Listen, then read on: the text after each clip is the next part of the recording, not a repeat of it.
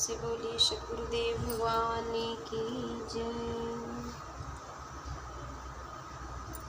बिन शांति मन के भय आत्म रूप न देख, देखे चंचल नीरज में निज प्रतिबिंब न पेख।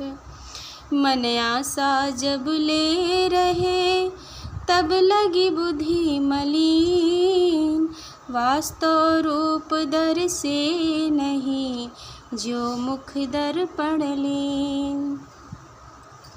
मन के शांत हुए बिना आत्मा का अपना चेतन रूप नहीं दिखाई पड़ता। जिस प्रकार चंचल जल में अपनी छाया नहीं देखी जा सकती, इसलिए योग्य अभ्यास द्वारा मन का निरोध करना आवश्यक है। जब तक मन में संसार की आशा लगी रहती है तब तक बुद्धि मलिन रहती है। आत्मा का अपना शुद्ध चेतन रूप नहीं दिखाई पड़ता, जैसे मलिन शीशे में अपना मुख नहीं दिखाई पड़ता। अतः साधकों के लिए आवश्यक है कि संसार की ओर से मुख मोड़कर प्रभु प्राप्ति के लिए सारी शक्ति लगा दे, क्योंकि प्रभु प्राप्ति में सारी प्राप्ति है। मन निग्रह कैसे हुए बिन आधार अभ्यास, जिमि खग उड़े आकाश में बैठे मिल बलतास। मन शांति साधन कहो कर एकांत में वास, सरिता तट जंगल गुहा भोगन रहे निराश। साधन अभ्यास के आधार बिना मन का निग्रह कैसे हो सकता है? इसके लिए तो कोई न कोई साधन करना ही होगा। जिस प्रकार आकाश में पक्षी निराधार उड़ता है, किंतु किसी आधार के मिलने पर ही वह बैठकर विश्राम करता है। ग्रंथकार अब मन को शांत करने का उपाय बतला रहे हैं। साधक को इसके लिए नदी तट जंगल गुहा या एकांत स्थान में विषय भोगों से उपरम होकर रहना आवश्यक है। एकाकी निस दिन रहे संग काहू नहीं राख, जगत वाक्य नहीं श्रवण ले नहीं विषय सुख भाग। आशा तजी आसन करे निस्पृह निह काम, तब साधन कोटि चढ़े तिन पावे विश्राम। साधक रात दिन अकेला रहकर योगाभ्यास करे, किसी को भी साथ नहीं रखे, सांसारिक किसी भी बात को न सुने और न स्वयं अपने मुख से सांसारिक किसी विषय की चर्चा करे। जगत की वस्तु की आशा त्याग कर दृढ़ आसन में स्थित होकर योगाभ्यास करे।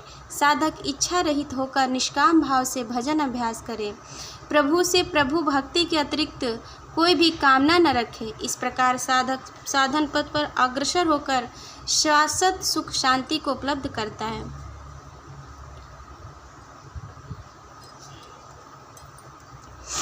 सट सते किस सहस हो अजपा निस दिन जो, सांसों श्वास अभ्यास में पलक न धोखा हो। मन सवार पल पल रहो कसी विचार लगाम, छोटी भागी बहु दूर चले फेरी तेहीं लाओ काम। दिन रात मिलकर 21,600 श्वास प्रश्वास चलता है। प्रत्येक श्वास में सद्गुरु उपदिष्ट अजपा ध्वनि पंच ब्रह्मांडी शब्द निरंजन ओम सोहम शक्तिम निरम तथा नाद अक्षर नाद जो स्वतः हो रहा है उनमें लगावे। साधन अभ्यास के बिना एक क्षण विश्वास खाली न जावे। बहुत से संत विद्वान श्वास प्रश्वास में सोहम गुरु राम आदि शब्दों की कल्पना करते हैं। वस्तुतः ये सहज ध्वनि नहीं है।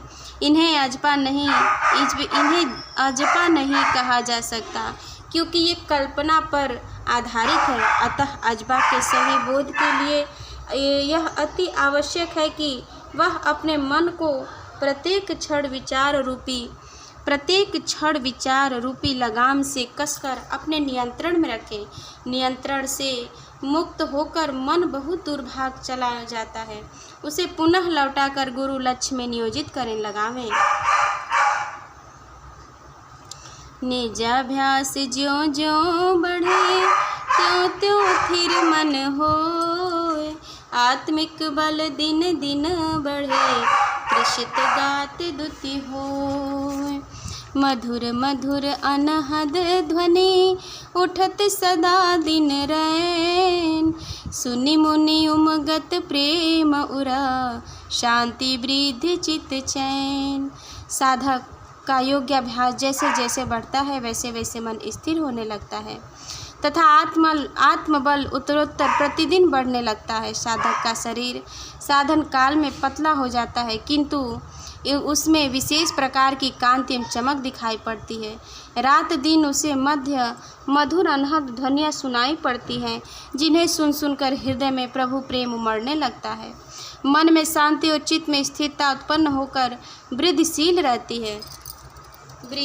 वृत्ति शांति मन शांति हो, शुद्ध ज्ञान हो जाए। आत्मिक बल के वर्धते, इंद्रिन कर बल आय। मन निग्रह साधन कहा, मन ही विरही जीव। वाचक ज्ञानी विसरता, संयम बन गे सीव। चित्त वृत्ति के शांत होने पर मन स्थिर हो जाता है और सत्य ज्ञान का उदय होता है। आत्मबल के बढ़ने पर इंद्रियों का बहिर्मुख बल क्षीण हो जाता है। ग्रंथकार सद्गुरुदेव ने मन निग्रह का यह साधन बतलाया है। इसे प्रभु प्राप्ति के लिए व्याकुल साधक मानेंगे और इसे अपनाकर मन निग्रह के द्वारा शांति प्राप्त करेंगे। पुस्तकीय विद्वान एवं वाचक ज्ञानी जो अनुभव साधन विहीन निगुरे हैं, स्वयं ब्रह्म बनकर अहम ब्रह्मांश की कल्पना मन में कर अपने आप को तथा जगत के अबोध व्यक्तियों को अज्ञान अंधकार तथा घोर कष्ट में ले जाते हैं। अतः मनोनिग्रह का साधन अभ्यास सद्गुरु युक्ति द्वारा करना प्रत्येक जिज्ञासु के लिए आवश्यक है, क्योंकि क्रियात्मक जीवन की ही उपयोगिता है। केवल वचन विलास मन मोदक से संसार का भी कार्य नहीं चल सकता। प्रेम से बोलिए सद्गुरुदेव भगवान की जय।